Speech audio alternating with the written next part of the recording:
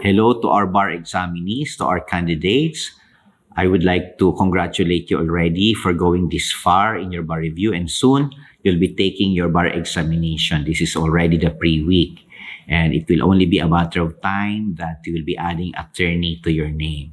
So congratulations and good luck to the bar. So I will be giving a pre-week review on practical exercises. As you all know, for this year's bar examination, the questions under practical exercises will be taken from 7 areas based on our syllabus for the 2024 bar examinations.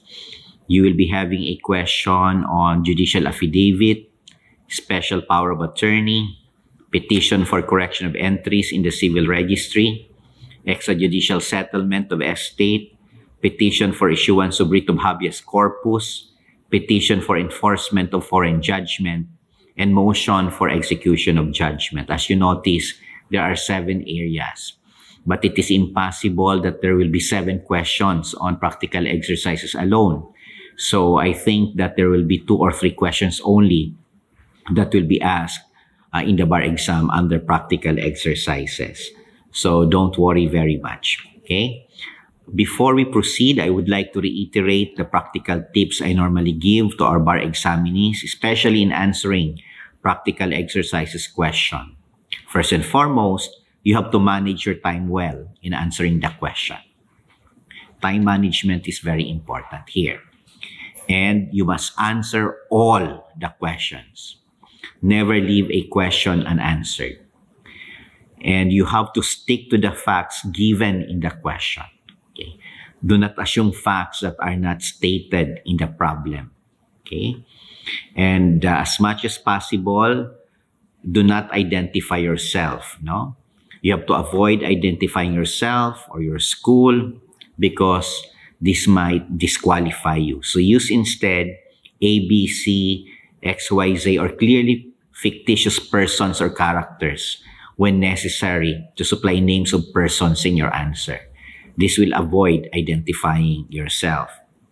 And finally, as a practical tip, always remember that the bar examiner does not expect you to prepare an impeccable pleading or document, given the time pressure that you have. The examiner only wants to know if you have a good idea on how to prepare the pleading or document that he or she wants you to do. Okay? So, remember that. You are not expected to prepare a perfect pleading or document. Okay? They just want to know if you have an idea of what the document is about. Now, for this bar examination, okay, in the syllabus, judicial affidavit is one of the sources for the bar examination question on practical exercises. So you have to familiarize yourself with the judicial affidavit rule because we all know that under the judicial affidavit rule, the judicial affidavit takes place the direct testimonies of the witnesses. No? In lieu of direct testimonies, judicial affidavits are now required. Okay? And under the judicial affidavit rule, under Section 2, if you're going to attach an exhibit, then you have to identify the same. So if you are for the plaintiff, for the complainant, or the petitioner, you use letters. Exhibits A, B, C. If you are for the defendant, for the accused, for the respondent, then use numbers. Exhibits 1, 2, and 3. Now, what is important to remember under the judicial affidavit rule is Section 3, which provides for the contents of the judicial affidavit. So if you know the contents of the judicial affidavit, then it will be very easy for you to prepare a judicial affidavit. But I doubt it that the examiner will require you to prepare an entire judicial affidavit. Maybe, this is just my guess, maybe the attestation clause later on, which I will discuss, or the URAT, or some specific part of the judicial affidavit, but not the entire judicial affidavit. Okay? But nevertheless, let's remember the contents of judicial affidavit to guide you, no, in crafting one. Okay? The name, the age, residence, or business address, and the occupation of the witness. Okay? The name and address of the lawyer who conducts or supervises the examination of the witness and the place where the examination is being held. I think this is very important. The question might be taken from there. Okay? A statement that the witness is answering the questions asked of him, fully conscious that he does so under oath and that he may face criminal liability for false testimony or perjury.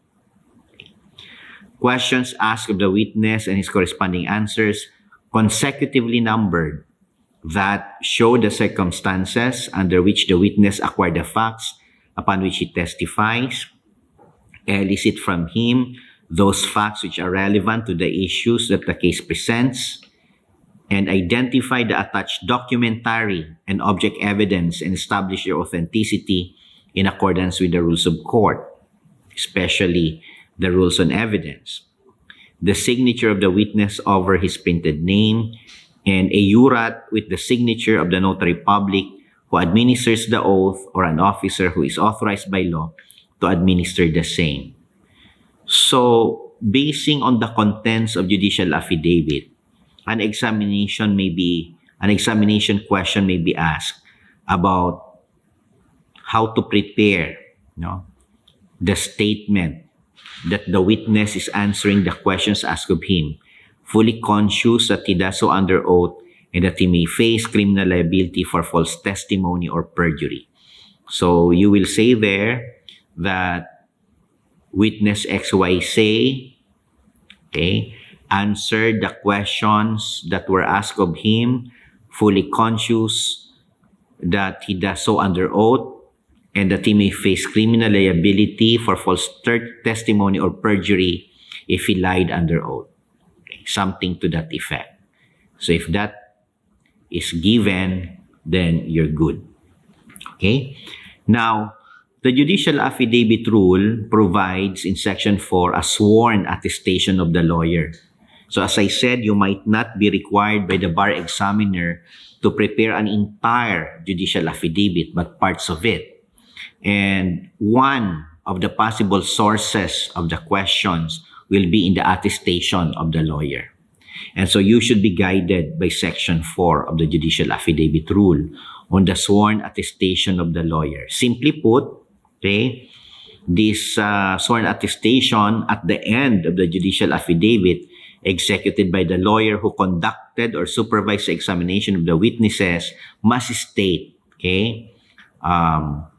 that the lawyer, that I, because you're the one preparing, you're the lawyer now, I faithfully recorded or caused to be recorded the questions I asked and the corresponding answers that the witness gave. 2, neither I nor any other person present or assisting me coached the witness regarding his or her answers. And, of course, only those 2 things are expected. And there is a provision, though, in Section 4 that a false attestation shall subject the lawyer mentioned to disciplinary action, including disbarment. So that's the penalty for false attestation. So what you have to remember in the attestation clause, you have to put these things. You faithfully recorded or caused to be recorded the questions you asked and the corresponding answers that the witness gave, and that neither you nor any other person present or assisting you coached the witness regarding the latter's answers. So if you have these things, then you're good. You're able to give a concise and perfect attestation of the lawyer under the judicial affidavit rule. Okay. So, under the contents, under Section 3, letter A, the name, age, residence, or business address and occupation of the witness. How is it done?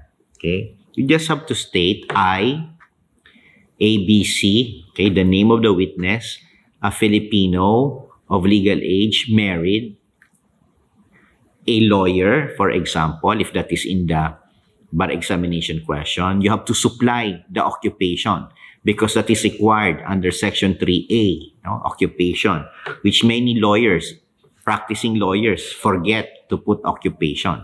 So maybe the examiner will test you whether you know that. So I, ABC, a Filipino of legal age, married, a public school teacher, a businessman, depending on the problem. A resident of and with postal address at, then you supply the address based on the problem. After having been duly sworn in accordance with law, hereby depose and state. Okay? So that is already compliant with Section 3A of the Judicial Affidavit Rule. All right. What about Section 3B? On the name and address of the lawyer who conducts or supervises the examination of the witness and the place where the examination is being held. How do we operationalize that? Okay, you just have to state, okay, something like this. The person examining me is attorney XYZ at, and you state the address, okay, based on the problem. The examination was conducted on, okay, provide the date based on the problem. If the date is not given, then provide the date of your bar examination. Okay. And then the next paragraph would be, I am aware under oath and that I may face criminal liability for false testimony or perjury, and further warranting that the copy or reproduction of the document attached hereto is a faithful reproduction, is a faithful copy or reproduction of the original. Let me repeat that. I am aware under oath and that I may face criminal liability for false testimony or perjury, and further warranting that a copy or reproduction of the document attached hereto is a faithful copy or reproduction of the original. All right? So, that should be it. Now, finally, okay, it might be asked also, okay, the signature, of course, should be below, in witness whereof I have hereunto affixed my signature this day of, in the year blank. So as I said, if the date is supplied in the question, then put it. If not, you can assume it's the bar examination date. All right? So that complies with Section 3E of the Judicial Affidavit Rule. And then, of course, it is likewise required that there should be a URAT under Section 3F. A URAT with the signature of the notary public who administers the oath, or an officer who is authorized by law to administer the same. So this is how it looks. You would know it's the URAT because it contains these words that you are already familiar with. Subscribed and sworn to. Okay? Before me, on this, supply the date, in, supply the place. Again, based on the problem. Affiant having personally appeared to me and exhibited his government issued ID. For example, tax identification number or passport number as his competent identification. XYZ, the notary public. And then document number, page number, book number, series of 2024. Okay? It will be very easy to remember. The document number, the page number, the book number, and series of 2024. Just supply those numbers. No? Okay. Now, for the attestation of the lawyer, which is provided under Section 4 of the Judicial Affidavit Rule, which I already discussed earlier, looks something like this. Okay? There's the title attestation, and then you find the contents. I, Attorney XYZ, attests under oath as follows. Okay? I, Attorney XYZ, attest under oath as follows. Okay? That I personally conducted the examination ABC in my law office in, provide the location, on, and provide the date as well. I have faithfully recorded the questions propounded to the said witness and the corresponding answers he gave. Neither I nor any person present coached the said witness regarding his answers. XYZ, attorney at law. So that complies with section 4 that I discussed, okay? Which requires the attestation to state that the lawyer faithfully recorded or caused to be recorded the questions he asked and the corresponding answers that the witness gave, and neither he nor any other person then present or assisting him coached the witness regarding the latter's answer. So again, familiarize yourself with the attestation clause. So this complies with section 4 of the judicial affidavit rule. Now, we proceed to the special power of attorney, which is also included in the syllabus for practical exercises in this year's bar examination. So, it's easy, okay? You state there that I, and then ABC, or the fictitious name, a Filipino of legal age, a resident of and with postal address at, supply the address based on the problem, okay? Do hereby name, constitute, and appoint, okay? Do hereby name, constitute, and appoint. Those 3 words are very important. Name, constitute, and appoint. And by these presents, do hereby name, constitute, and appoint XYZ. Okay. Likewise, a Filipino of legal age, single, and with postal address at. Okay. Supply also the address. To be my own and lawful attorney in fact, for me and in my name, place, and stead, to do and perform any and all of the foregoing acts. So you enumerate the powers given. 1, 2, 3, 4, based on the problem. Okay?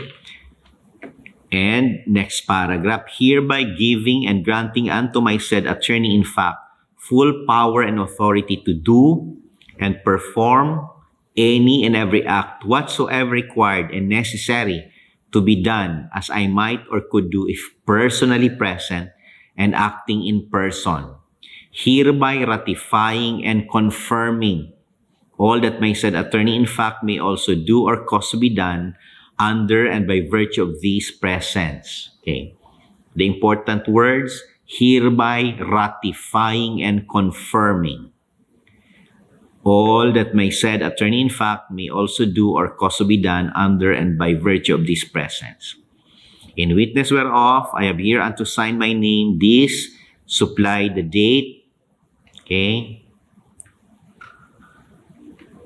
and supply the place based on the problem.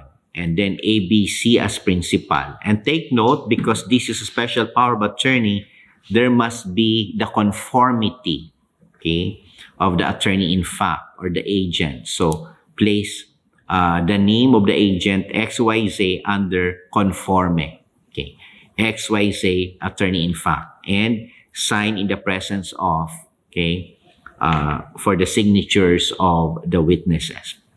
All right? So that's special power of attorney. The technique here is to just look at sample forms of special power of attorney so that you can familiarize yourself. You need not memorize. No? You just have to familiarize yourself with how it looks like. And when you take the bar examination, you can easily remember. Okay? And there's also the acknowledgement under the special power of attorney. Republic of the Philippines, the province or the city of, and supply the name of the city of the province or the province based on the problem. Okay? And of course, you write there, before me, a notary public for, and in the, supply the place. This, supplied the date.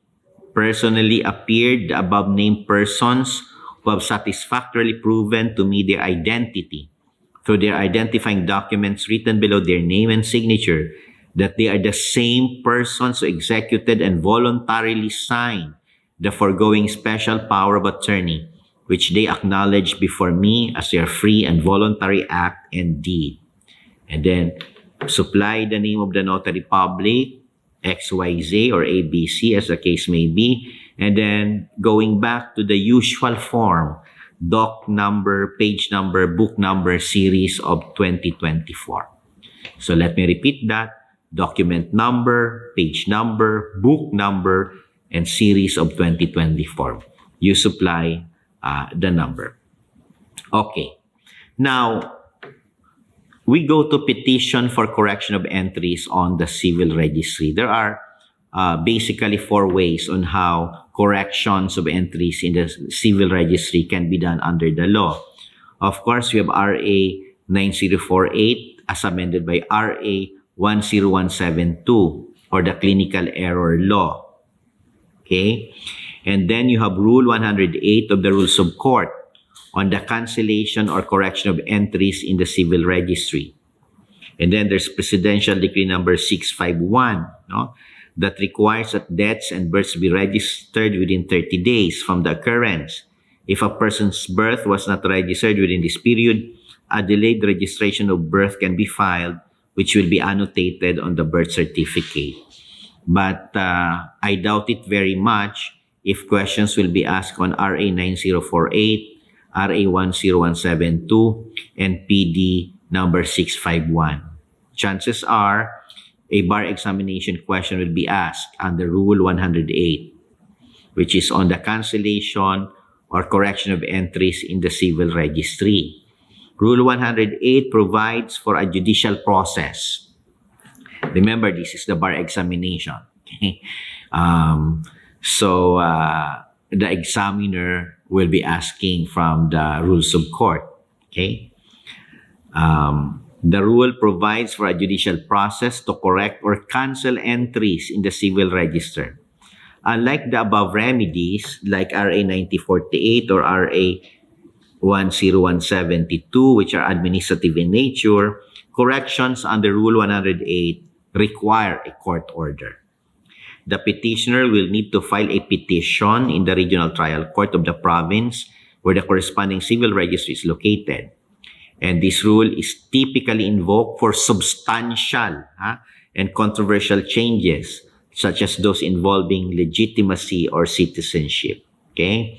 There is public interest involved. So, let us review Rule 108 to guide us in the formulation of the form or the document later on. Rule 108 on the cancellation or correction of entries in the civil registry. Section 1 provides who may file the petition. Okay. Under the rules, any person interested in any act, event, order, or decree concerning the civil status of persons which has been recorded in the civil register may file a verified petition for the cancellation or correction of any entry relating thereto with the court of first instance of the province where the corresponding civil registry is located. Okay. Section 2. Entries subject to cancellation or correction. Upon good and valid grounds, the following entries in the civil register may be cancelled or corrected: births, marriage, deaths, legal separations, judgments of annulments of marriage, judgments declaring marriages void from the beginning, legitimations, adoptions, acknowledgements of natural children, naturalization, election, loss or recovery of citizenship, civil interdiction, judicial determination of filiation, voluntary emancipation of a minor, and changes of name. So those are the matters that are subject to cancellation or correction under Rule 100A. And the parties, when cancellation or correction of an entry in the civil register is sought, the civil registrar and all persons of or claim any interest which would be affected thereby shall be made parties to the proceeding. So the civil registrar is included as a necessary party. So how does it look? Of course, the heading, no? So the title is In Re, Petition for Correction of Entry in the Certificate of Birth of ABC, also known as ACB, and versus, as we said, the civil registrar. Okay, you can include the civil registrar general, the local civil registrar of the place, okay, the city or the municipality, and it's docketed as a special proceeding number. So because of the controversy surrounding the birth certificate of Bamban Mayor Alice Guo, that I surmise a question on correction of entry in the certificate of birth might be asked by the examiner.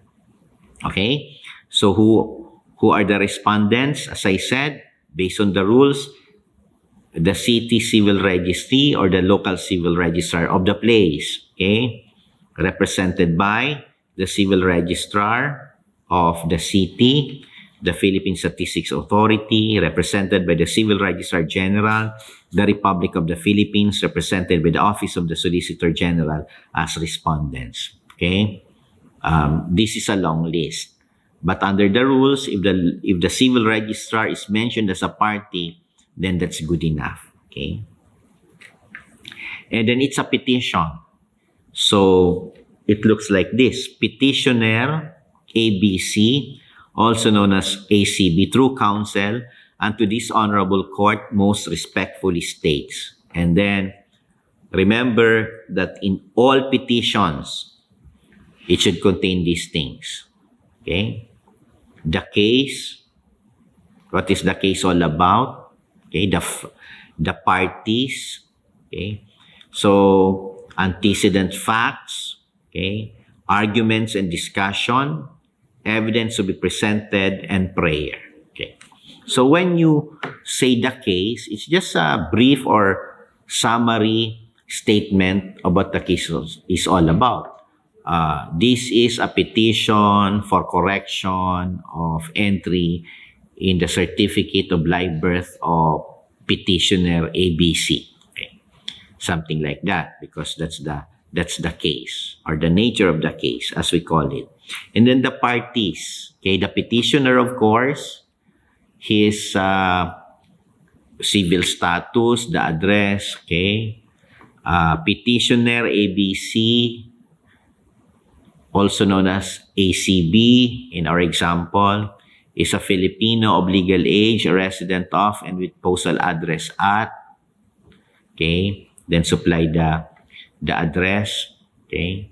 He may be served with summons, notices, decisions, orders, pleadings, and other legal processes through his undersigned counsel, okay.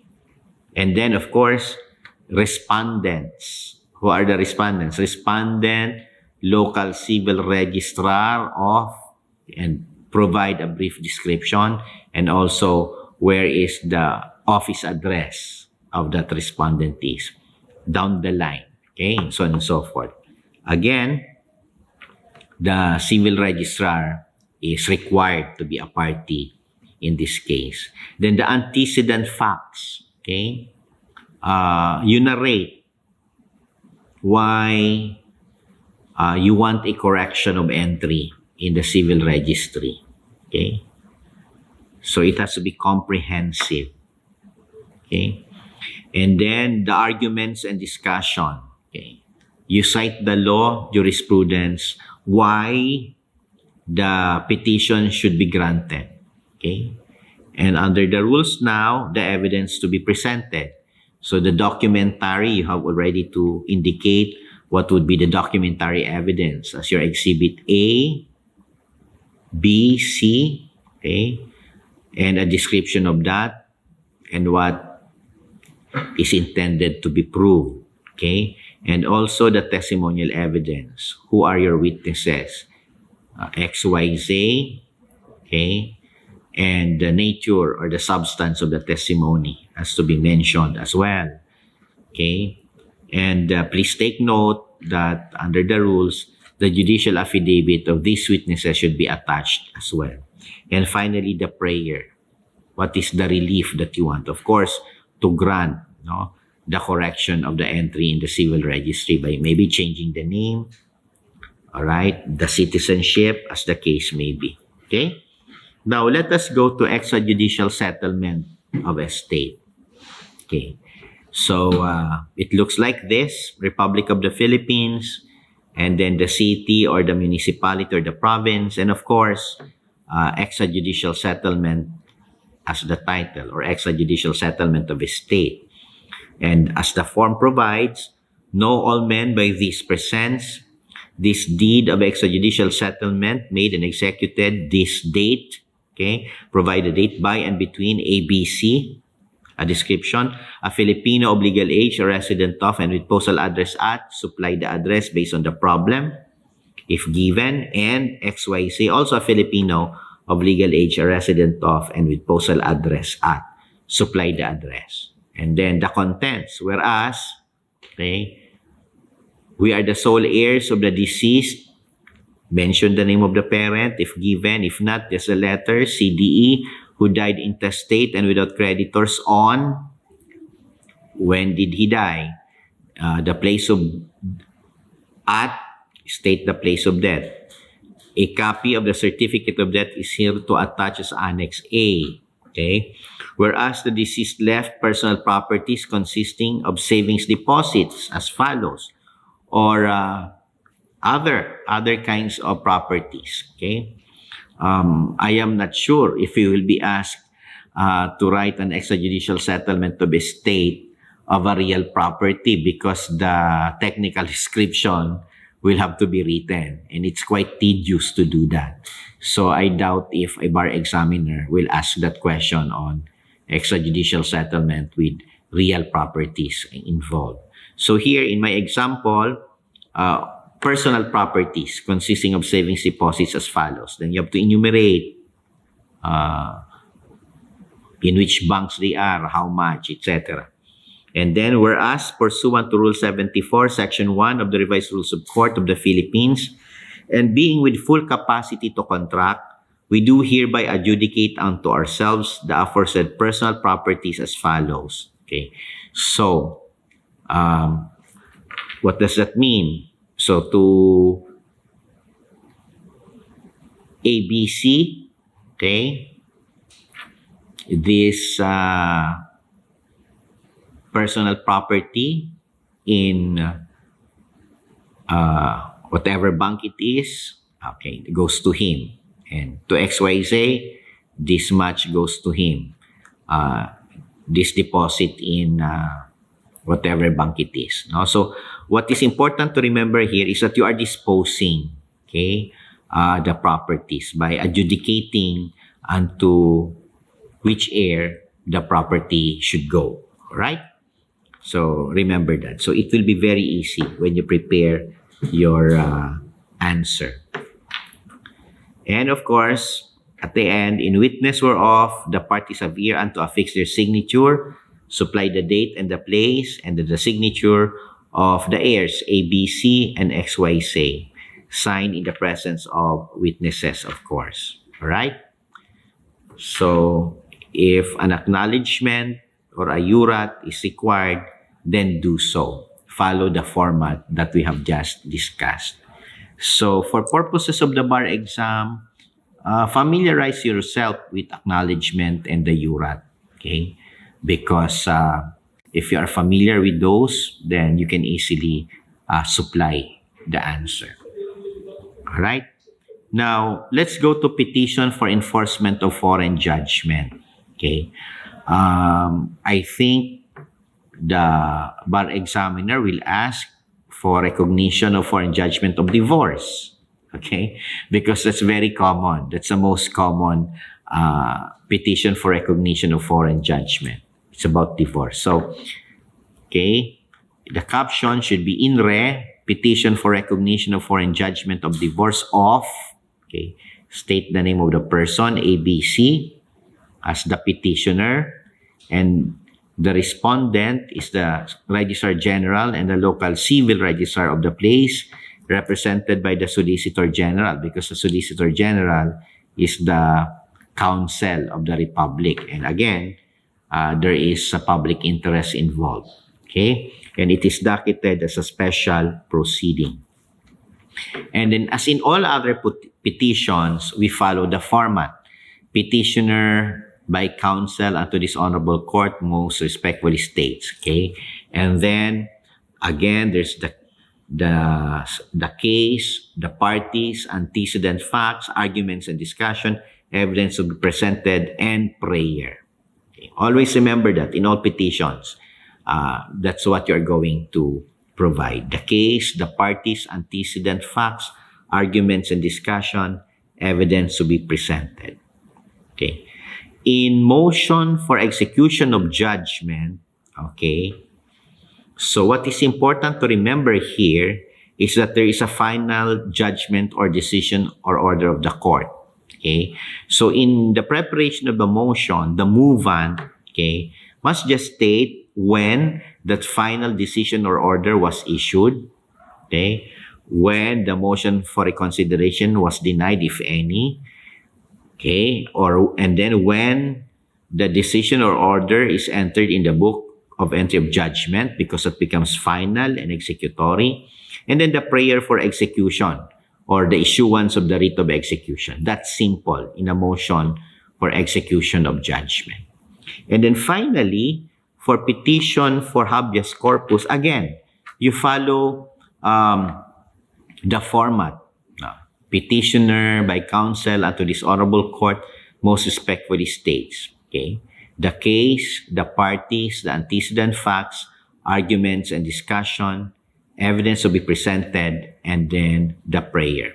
What is important to remember in a petition for habeas corpus, okay, is that you allege, okay, where the person which is sought to be produced, okay, in court, because it's a petition for habeas corpus that you may have the body, where is he illegally detained, okay, and who are the possible respondents. Okay? The respondents should be placed in the parties, okay, and then in the argument and discussion, you discuss why the detention is illegal, okay, and then of course in the prayer that you want the writ of habeas corpus to be granted, okay, and that the body of the person should be brought to court.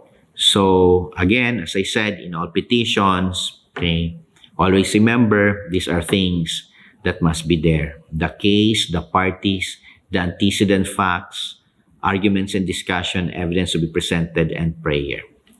But my hunch is there will be no question on habeas corpus in special proceedings, because it will be a very long pleading. Even lawyers have difficulty preparing one. Most of the questions on habeas corpus are asked in political law, okay? Especially when it comes to Section 18 of Article 7 of the Constitution. No? So, again, we have covered all the grounds for practical exercises. Let me just enumerate them again: judicial affidavit, special power of attorney, petition for correction of entries in the civil registry, extrajudicial settlement, petition for issuance of writ of habeas corpus, which I discussed last, petition for enforcement of foreign judgment, and motion for execution of judgment. So this might be the last examination that you will have for the bar examination. So with this, I hope you luck. I pray for your success and see you in court soon.